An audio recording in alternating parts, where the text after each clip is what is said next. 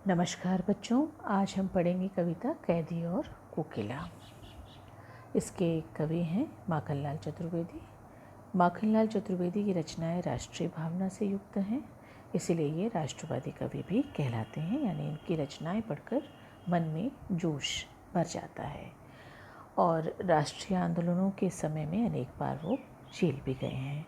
तो सबसे पहले हम इस कविता का सार जान लेते हैं।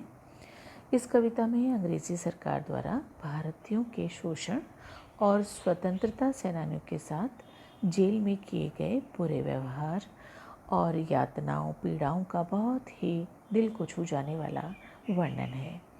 अब जेल में कवि उदास और अकेला है और कोयल की मधुर आवाज़ सुनकर वह कोयल से अपने मन के दुख को, अपने गुस्से को, अंग्रेज़ी सरकार के अत्याचारों को कहना चाहता है और साथ ही साथ कोयल को कहता है कि ये समय मधुर गीत गाने का नहीं है, बल्कि हमें अंग्रेज़ों की दास्तां से मुक्ति का गीत सुनाने के लिए कहता है।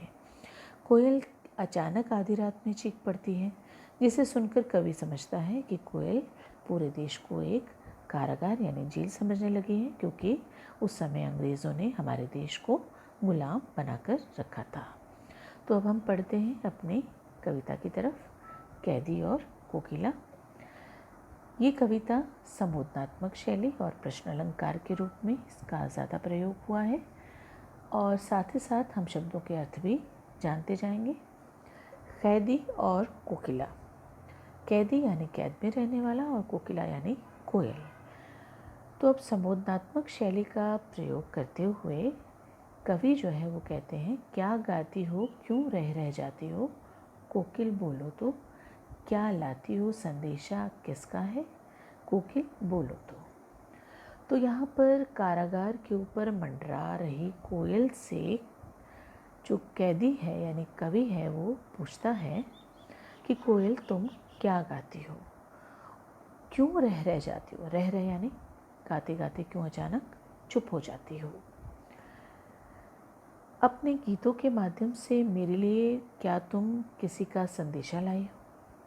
कोयल शायद हम कैदियों को देश के बारे में कुछ संदेशा देना चाहती है, यानी क्या लाती हो, संदेशा किसका है, कोकिल बोलो तो अब मैं आपको साथ ही साथ कोयल की आवाज़ भी सुनाना चाहूँगी, तो सुनिए।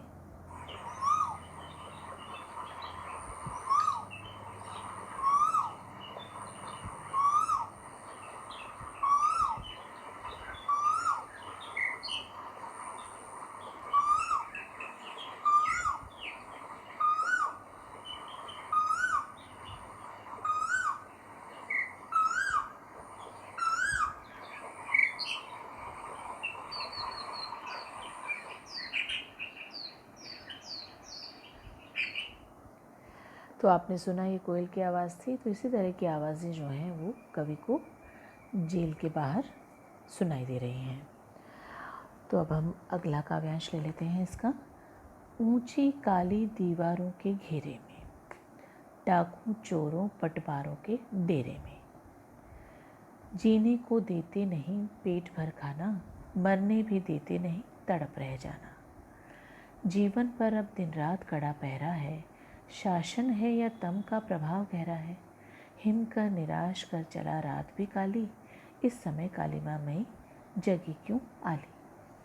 तो अब इस काव्यांश में जेल की कठिनाइयों का वर्णन है और कवि जो है वो जेल में जो मुसीबतें हैं और निराशा में जो जीवन है उसका वर्णन करते हुए कहते हैं कि हे कोयल, हमें यहाँ जेल की ऊंची ऊंची दीवारों के बीच में कैद करके रखा गया है और हम जैसे स्वतंत्रता सेनानियों को डाकू चोरों बटवार होते हैं, यानी कि जो राह में आने वाले लोगों के साथ लूटपाट करते हैं।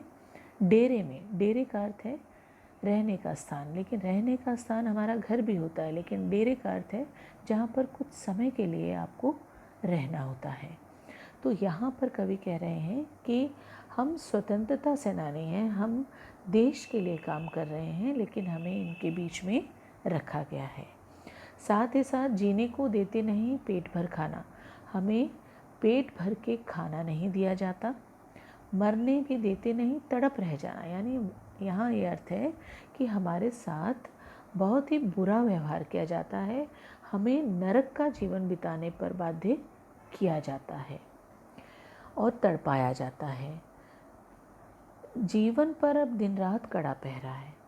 अब वो कहते हैं कि जेल के जो कर्मचारी हैं वो हमारे ऊपर कड़ा पहरा रखते हैं, यानी कि जीवन जो है वो अब अंग्रेज़ों के अधीन है। शासन है या तम का प्रभाव गहरा है। अब देखिए यहाँ पर प्रतीकात्मक अर्थ भी हैं।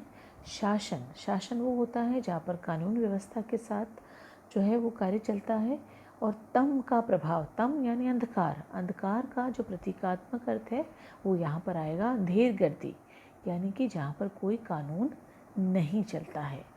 ठीक है, तो यहाँ पर घोर अन्याय है, यानी इसे हम शासन नहीं कहेंगे, यहाँ हम ये कहेंगे कि यहाँ पर तम का प्रभाव गहरा है, यानी यहाँ पर अन्याय ही अन्याय है। हिमकर निराश कर चला रात भी काली। हिमकर यानी चंद्रमा।